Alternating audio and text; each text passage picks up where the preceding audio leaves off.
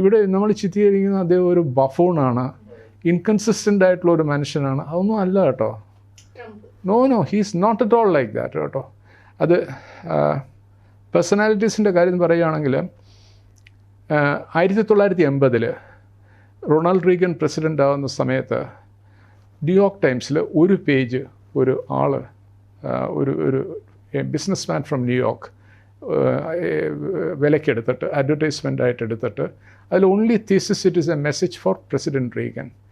ഈ റഷ്യയെ ശത്രുതാ മനോഭാവത്തോടെ കാണേണ്ട ആവശ്യമില്ല, അവർക്ക് നമ്മളുമായിട്ട് ബന്ധം സ്ഥാപിക്കാൻ താല്പര്യമുള്ളവരാണ്, ബന്ധം സ്ഥാപിക്കാൻ പറ്റുകയും ചെയ്യും. പിന്നെ എന്തിനാണ് ഇത്തരത്തിലുള്ള ശത്രുതാ മനോഭാവം വെച്ച് ഈ കോൾഡ് വാറും എന്നെല്ലാം പറഞ്ഞ് നടക്കുന്നതെന്നുള്ളത് എഴുതിയാരാണെന്നറിയാം? കക്ഷി ഡൊണാൾഡ് ട്രംപ്. $98,000 ഏതാണ്ട് $1,00,000 ആയിരുന്നു അന്നത്തെ ഈ അഡ്വർടൈസ്മെൻറ്റിൻ്റെ വില. ആലോചിച്ച് നോക്കും. 45 വർഷം മുമ്പ് ആകുമ്പോഴത്തേക്ക് ഈ മനുഷ്യന് 35-40 ഇടയിലുള്ള വയസ്സായിരുന്നു ഞാൻ കണക്കൂട്ടിയപ്പോൾ കേട്ടോ. 2015 ഇത് ഞാൻ കണ്ടു.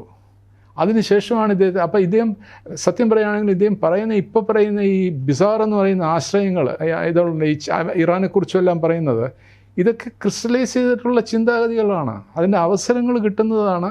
അവർക്ക് രാഷ്ട്രീയ രംഗത്ത് പ്രവർത്തിക്കുന്നവർക്ക് അവർക്കറിയാൻ ചിലതിന് സമയം എത്തിയിട്ടുണ്ട്, നിമിത്തമുണ്ട്. ആ നിമിത്തം ഇല്ലെങ്കിൽ അവർ പ്രവർത്തിച്ചാൽ അത് നടക്കുകയില്ല. അങ്ങനെയുള്ളൊരിതാണ്. ഇപ്പോഴദ്ദേഹം പ്രവർത്തിക്കുകയാണ് അതിനായിട്ട്. ഈ ചിന്തകളെല്ലാം അതിൽ കാണുന്നുണ്ട് അതിൽ. അപ്പോഴിതിൽ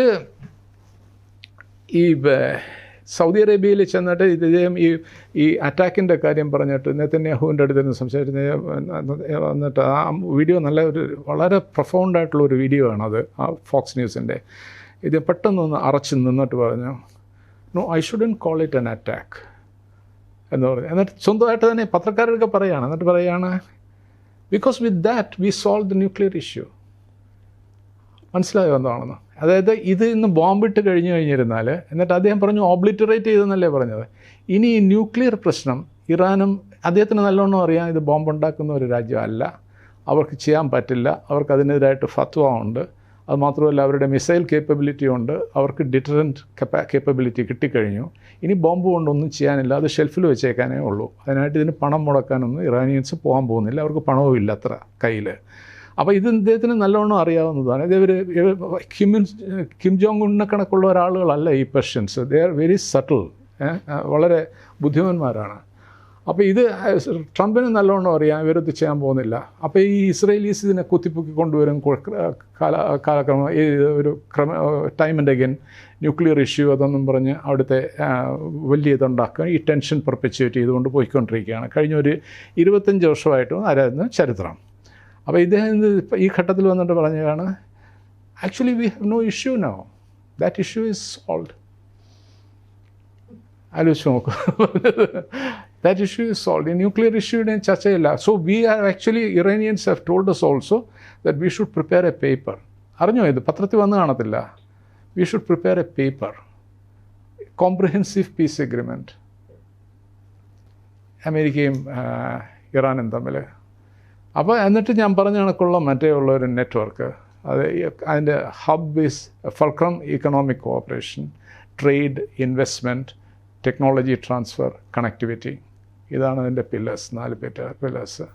സാർ, ഈ നേരത്തെ പറഞ്ഞ ഈ മൾട്ടിപോളർ ആദ്യം പറഞ്ഞു തുടങ്ങിയ ഒരു ഇത് വരുന്നു എന്ന് പറയുമ്പോഴും, ഈ അമേരിക്ക ഇത്തരം സാധനങ്ങൾ എടുക്കുന്നു എന്ന് പറയുമ്പോൾ അമേരിക്കയ്ക്ക് ഈ അവരുടെ ഒരു ലെഗസി ഉണ്ടല്ലോ, അവരുടെ ഒരു അഗ്രഷനും അവരുടെ ഡോമിനൻസിൻ്റെയും, പിന്നെ ഈ ട്രംപിൻ്റെ ഒരു നിലപാടുകൾ, ഞാൻ പറഞ്ഞ ഈ മറ്റു കാര്യങ്ങൾ പരിഗണിക്കാതെയല്ല. അപ്പോൾ അത്തരം ഒരു ഇതിനകത്ത് അമേരിക്ക അത്ര പെട്ടെന്നൊരു യൂണിപോളർ വേൾഡ് എന്ന് പറയുന്ന ഒരു സ്ഥാനത്ത് നിന്ന് മാറും. നോട്ട് അറ്റ് ഓൾ ഓപ്റ്റിമിസ്റ്റിക് കേട്ടോ. ഇതെന്ന് വെച്ചാൽ ഇദ്ദേഹത്തിന് ഈ മനുഷ്യന് 3.5 വർഷമേ ഉള്ളൂ. ഇത് കഴിഞ്ഞിട്ട് ഇനിയും ബൈഡൻ കണക്കുള്ള ഒരാളോട് വരികയാണെങ്കിൽ അത് what we do not realise is, ഇതെല്ലാം ഒരു ഇൻട്രസ്റ്റ് ഗ്രൂപ്പ്സ് എന്ന് പറയുന്ന കണക്കാണ്. ഈ നിയോകോൺസ് എന്ന് പറയത്തില്ലേ, ഈ ലിബറൽ ഇതെല്ലാം പറയുന്നത്, ഒരു തരത്തിൽ ഐസനോവറിൻ്റെ സമയത്ത് തുടങ്ങിയതാണ്. ഐസനോവറിൻ്റെ ഫെയർവെൽ സ്പീച്ചിലാണ് ആദ്യമായിട്ടാണ് ഐസനോവർ ഈ പദം ഉപയോഗിക്കുന്നത്. മിലിറ്ററി ഇൻഡസ്ട്രിയൽ കോംപ്ലക്സ് വളരെ ഫേമസ് ആയിട്ടുള്ള ഒരു സ്പീച്ചാണ്. അതിൽ അദ്ദേഹം പറഞ്ഞു, ഫ്യൂച്ചറിൽ അമേരിക്കൻ ഡെമോക്രസിയുടെ ഏറ്റവും വലിയ ത്രെറ്റ് ഇതായിരിക്കും, ഈ മിലിറ്ററി ഇൻഡസ്ട്രിയൽ കോംപ്ലക്സ് എന്ന്.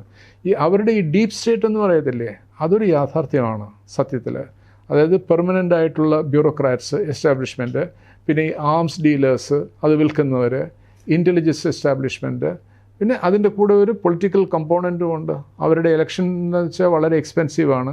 അതിനെ ഫ്യൂവൽ ചെയ്യുന്നത് ഇത്തരത്തിലുള്ള വാൾ സ്ട്രീറ്റിൽ ഉള്ള പ്രമാണിമാരാണ്. അതിൻ്റെ ഒരു ഘടകമാണ് ജൂയിഷ് ലോബി. ഇതൊക്കെ കൂടെയാണ് ഉള്ളത്. അപ്പം ക്ലാസിക്കലായിട്ടുള്ള ഒരു പൊളിറ്റീഷ്യന്, ക്ലാസിക്കൽ മോൾഡിലുള്ള ഒരു പൊളിറ്റീഷ്യന് ഇതിനെ വയലേറ്റ് ചെയ്താൽ സർവൈവ് ചെയ്യാൻ പറ്റില്ല. ഇപ്പോൾ ട്രംപിനെതിരായിട്ട് കണ്ടോ, ഇപ്പോൾ New York Times, I read New York Times every day. New York ടൈംസിൽ അദ്ദേഹത്തിന് ഫേവറബിളായിട്ടൊരു പീസ് പോലും ഞാൻ ഇതുവരെ കണ്ടിട്ടില്ല. അദ്ദേഹത്തെ കളിയാക്കുക, പരിഹസിക്കുന്ന ഒരു രീതിയിൽ, അദ്ദേഹത്തെ രൂക്ഷമായിട്ട് വിമർശിക്കുക, അദ്ദേഹത്തിൻ്റെ പൊളിറ്റിക്കൽ പേഴ്സണാലിറ്റിയെ ചോദ്യം ചെയ്യുക, ഇത്തരത്തിലുള്ള കാര്യങ്ങളാണ് അതിൽ വരുന്നത് മുഴുവനും. CNN is also mostly like that. അപ്പോൾ അതൊക്കെ മറ്റവരുടെ ആയിട്ട് ഈ നിയോകോൺ ലിബറൽ ഗ്ലോബലിസ്റ്റ് ആ ഒരു ആക്സിസിൽ ഉള്ളതാണ് ഈ സംഗതികൾ.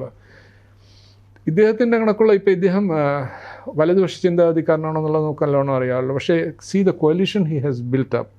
He has built up a coalition which is very contradictory. Working class അതിൻ്റെ ഒരു ഭാഗമാണ്, മിഡിൽ ക്ലാസ്സും അതിൻ്റെ ഒരു ഭാഗമാണ്. അവർക്കൊക്കെ ഡിഫറെൻ്റ് ആയിട്ട് ഇദ്ദേഹം ഇത് ചെയ്തു. അപ്പോൾ it's a kind of a rainbow coalition. അത് പ്രവർത്തിക്കണമെങ്കിൽ ഒരു ട്രംപ് തന്നെ വേണം. അതാണ് അതിലൊരു കാര്യം. ആൻഡ് 2004 തൊട്ട് 2017 വരെ അദ്ദേഹം അപ്രൻറ്റീസ് എന്നുള്ള റിയാലിറ്റി ഷോ നടത്തി. എന്താണെന്ന് വെച്ചിരുന്നാൽ ഓരോതിലും സെഗ്മെൻറ്റിലും ജയിക്കുന്ന കക്ഷിക്ക് അദ്ദേഹം $2.5 ലക്ഷം കൊടുക്കും. എന്നിട്ട് 1 വർഷം കൊടുക്കും. ആ മനുഷ്യൻ ഇദ്ദേഹത്തിൻ്റെ ഒരു ഇൻഡസ്ട്രിയും കൊടുക്കും. അത് നല്ല രീതിയിലെടുക്കാൻ ബിസിനസ്മെന് മാത്രമായിട്ടുള്ള ഒരു പ്രോഗ്രാമാണ്. അടുത്ത വർഷം വീണ്ടും അവർ അതിൽ വരും, ആ പ്രോഗ്രാമിൽ വരും, അതിൽ റിസൾട്ട് വെച്ചുകൊണ്ട് അങ്ങനത്തെ. It is absolutely a fantastic success in America. അമേരിക്കയുടെ ഇതിൽ that winning streak is a very mesmerising thought for an ordinary American. ഇതേത്തുള്ള 2008 ഈ മനുഷ്യന് $900 മില്യൺ കടത്തിലായിരുന്നു. $900 മില്യൺ കടത്തിലായിരുന്നു. അദ്ദേഹത്തിൻ്റെ എല്ലാ കമ്പനികളും കസീനോസും ബാങ്ക്രപ്സി ഡിക്ലെയർ ചെയ്തു. ട്രംപ് തീർന്നു 2008 ആയപ്പോഴത്തേക്ക്. 2015 ഈ ബില്യനർ ആവുന്നത് ന്യൂയോർക്കിൽ. പിന്നെ ന്യൂയോർക്കിൽ പയറ്റി വരണമെങ്കിൽ അത്ര എളുപ്പമുള്ള ഒരു ഫുൾ ഓഫ് ഷാർക്സ്. അത് it's a very cruel city അവിടെ വന്നിട്ടുള്ളത്. So he's gutsy, his stamina is incredible. 4 മണിക്കൂറാണ് ഉറങ്ങുന്നത്. And he's a deal maker. He's got it in his blood to be a deal maker.